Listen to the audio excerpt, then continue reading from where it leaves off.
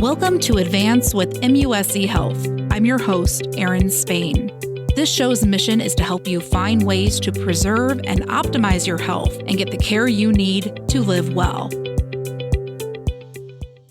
MUSC Health patients who call the Lancaster and Chester County areas of South Carolina home don't have to go far from where they live and work to receive higher levels of care. There are excellent MUSC Health primary care physicians and specialists across these two counties and about 400 nurses between the Lancaster and Chester hospitals. Camille Filoromo is the Chief Nursing Officer at MUSC Health's Lancaster and Chester hospitals. She's here to talk about this special community of talented nurses and how patients benefit from receiving nursing care close to home. Welcome. Thanks. It's great to be here, Erin. Take me back to the beginning of your career. What made you want to become a nurse? My mother had a significant heart condition throughout my childhood. She passed away when I was pretty young from a heart attack at home, and my father and I were there alone when it occurred, and neither of us knew CPR. And this was a pretty defining moment for me in that I never wanted to feel helpless like that again or in that situation. And it wasn't just about knowing CPR. It was this complete lack of knowledge around health, emergent situations, just the entire picture. It might not be uncommon for a patient to see a relative or neighbor working as a nurse here in the Lancaster and Chester hospitals. Tell me about the benefits of having a close-knit community of patients and nurses, and how does it impact the care that patients receive? It's my thoughts that nurses are motivated to serve, and that service philosophy really begins in the community setting. So those we serve here are our neighbors, our friends, our family, and many come just because they know in turn their friends and neighbors are the nurses here that are dedicated to their well-being. And while nurses want optimal outcomes for anybody that they care for, it's especially close in our hearts and minds when it's folks that we know, we understand, we know their families, and we share a common geography, but also a culture. So I think the great thing for our amazing nurses in this division is that they get to see the folks that they've cared for in the community, in the entire continuum of care, and with outcomes that give us a huge sense of pride and fulfillment when we see them after we render care to them. MUSC Health is part of an academic medical center. Explain that and the benefit for patients who come to MUSC Health in Lancaster or Chester. What's the benefit of being part of the MUSC Health system? I think it's our dedication to academic mission and research. And not only that, I think it's a commitment to innovation as well. So I think that's what an academic enterprise brings to a smaller rural community hospital. We've certainly answered the call to community needs as an academic system here. And if I just think about one of the things that we do here that is exclusive in this particular area is in our nursing shared governance, we really push a spirit of inquiry, which means we're asking nurses to think outside the box. Somebody said to me, "You took a chief nursing officer job in the middle of a pandemic.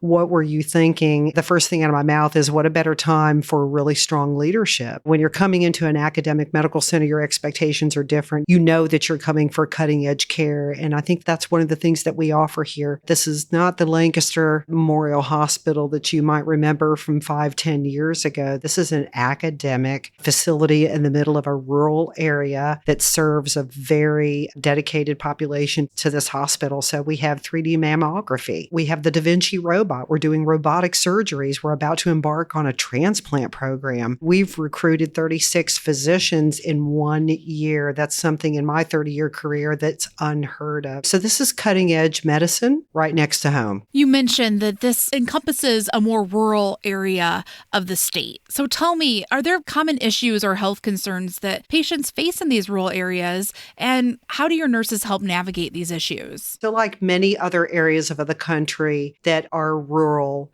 you have certain lack of access challenges that are mutually exclusive to those areas. So we're talking about mostly wellness screening. We're talking about access to primary care. We talk a lot about in public health how we want folks to do preventive medicine, but we've got to give them access.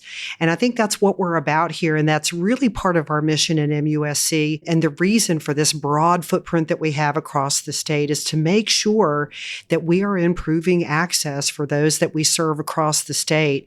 And this is truer in our rural areas than anywhere else. It's important important. So like our lung cancer screening program, for example, we did well over 200 screenings by a nurse practitioner-led program since last April that already identified numerous people in this community that otherwise would have never gotten diagnosed and never been able to gain access to manage this cancer. It's those types of things to me that are very mission driven. And then also making sure that we are bringing the technology to the people. That's the leverage that we have as an academic system. What do you want people to know about the care that they can receive at the Lancaster and Chester hospitals? The expectations of seeking care in an academic facility far surpass anything you're going to get in the immediate area. Number one, you're getting access to a host across the entire state of specialists and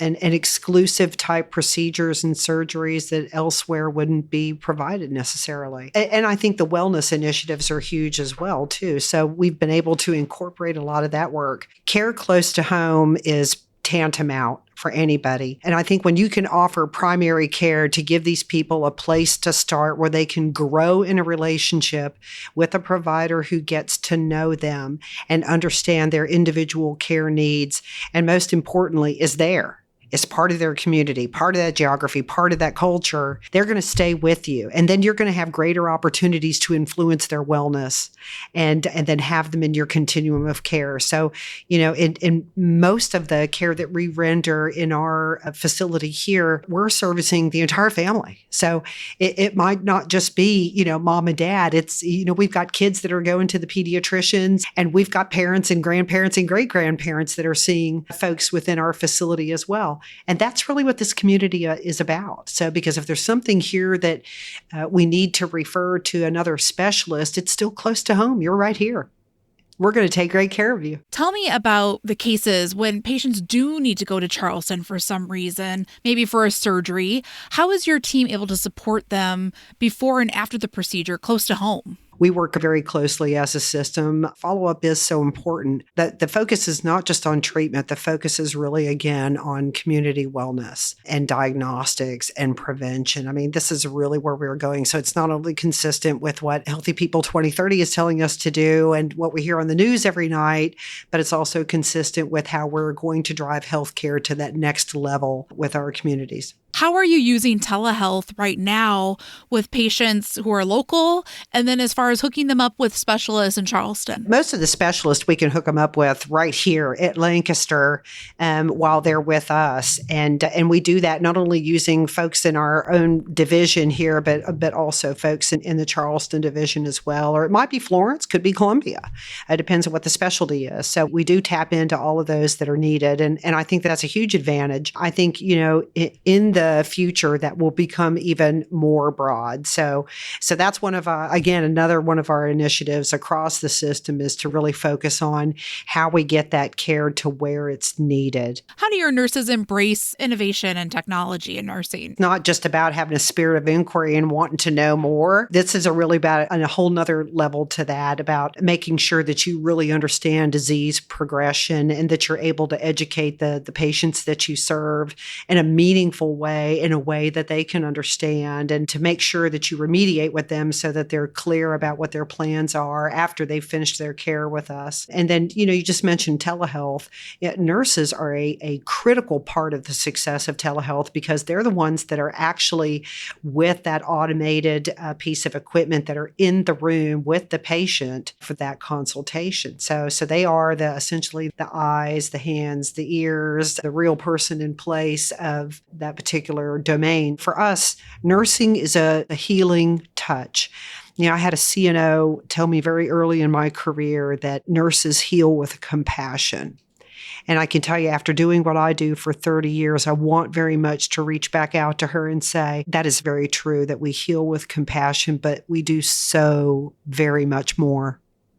We heal with compassion and skill and the desire to carry our profession to the next level and to carry healthcare and policy into such a way that we remove the burden of illness for those that we serve. As I mentioned at the beginning of the show, there's more than 400 nurses across these two hospitals. And nursing right now with the pandemic, it's just been a field where these folks have been under a lot of pressure. Tell me about how things are going right now with your nurses and how you're able to support them so that they can in turn, give back to the community and do their job that they do so well. So nursing fatigue is significant. To be completely transparent, it's very real. The things that you hear and see in social media and on the news, those are very real scenarios for nursing right now. And it's also why we encourage our communities to seek health care for wellness as much as you would for emergencies, because our message is about prevention. What keeps me awake at night is ensuring that our nurses have resilience. And right now, they've demonstrated amazing resilience, not just in this community, but across the state for us at MUSC. And it's probably the most predominant area of concentration for us in the division right now, in addition to recruiting and retention of top talent nurses, because as you know, that is a national issue that we're addressing right now. So what we've seen is truly congruent with what you're seeing in the news across the country. We're working on several different fronts to address the ability to provide nursing education. That's a challenge. And then many of our staff are partnered as clinical instructors with universities and tech schools. We're trying to do our contribution to make sure that we are getting additional folks into the workplace to help to relieve some of this fatigue and make sure that we are providing resources to our staff to be able to debrief and just take a moment while on the job, especially when you're dealing with such a heavy burden of illness. We also encourage a lot of continuing education and certification of our current nurses. And this is critical, I think, this is investing in your nurses and investing not only in the profession and driving the industry of nursing forward, but really investing in your people. And that inspires loyalty. And we certainly want to ingratiate ourselves to those people that are bringing that talent to the bedside and providing great care. And we've also reached out to our local school districts. And I think this is kind of where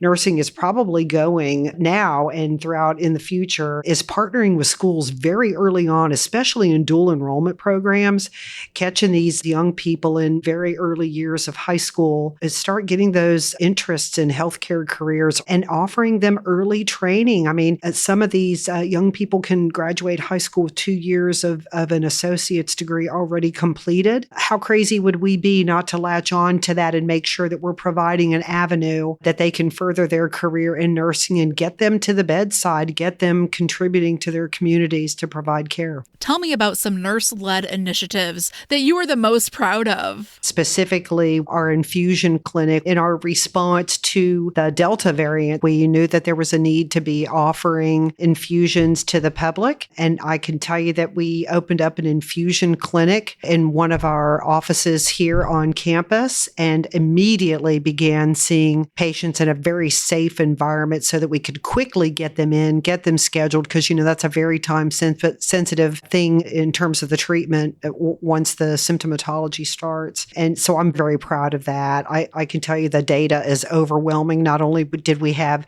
really great outcomes with these patients, but we also had great experiential data with these folks as well, too, in terms of their contact with our hospital. We do have a very robust nursing shared governance. And one of the things that I believe in my leadership model is really about putting structural empowerment into the hands of the nurses at the point of care. These are your direct care folks that will always tell you what's up at the point of care and where you've got opportunities to improve. And I think, we have to provide venues as leaders for them to be able to voice that. And they do. So they've made many advances in the short period of time that they've been assembled as a shared governance group and driving innovation every day. One of the things that they're working right now on is looking at new and innovative staffing models. We know that we are faced with a national shortage and we've got to do business a little differently going forward. And so what do you do when you have limited resources, and how do you respond to that in a meaningful way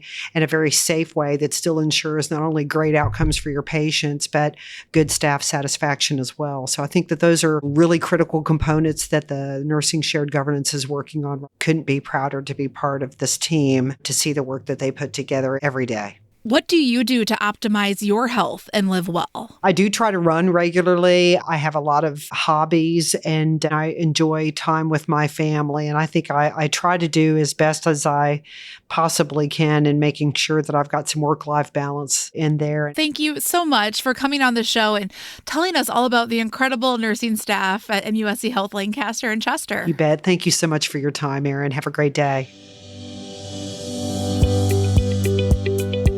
For more information on this podcast, check out advance.muschealth.org.